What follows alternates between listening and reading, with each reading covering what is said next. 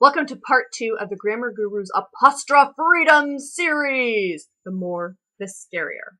Alright, in part 1, say yes to the S, you met my pal Jim, and you also met his headless zombie crazy boss, Mike.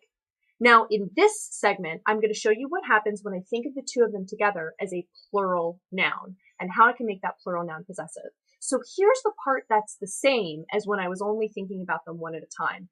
They are a unit that's indestructible.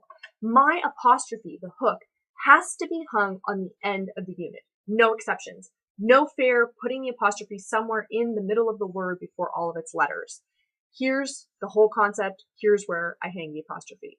So far, so good? Okay, so now what's more difficult about plural possessive words is that you have to make a decision once you've hung that apostrophe about whether or not to hang the S. But it turns out this decision really comes down to something you can hear.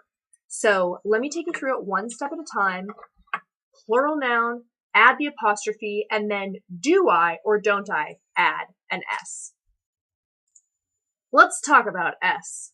Yes, it's used to form possessive words with apostrophes, but it's also used to form plurals. And a funny thing happens when you have a word that already ends in S and you hang the apostrophe and then add another S. You get another syllable. Now, we saw this when we learned that Jim's real name was James, and we had no problem with saying that's James's car. For some reason, when it comes to plural words, speakers of English didn't like the sound of the extra syllable. They didn't like the glasses' frames. So they took off that S after the apostrophe, and now we say the glasses frames or the book's pages. Why? They just thought it sounded better. But now we're stuck with the rule.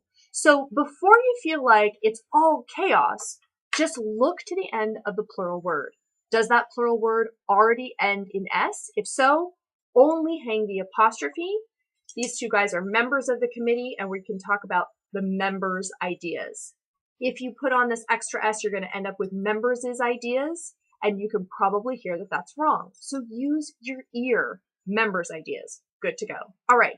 When would I change that then? Well, some plural words don't end in S. Men, women, children, people.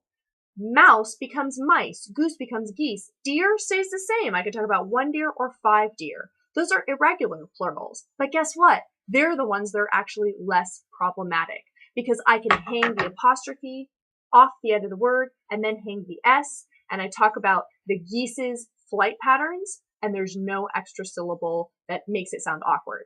So use your ear and judge by sound.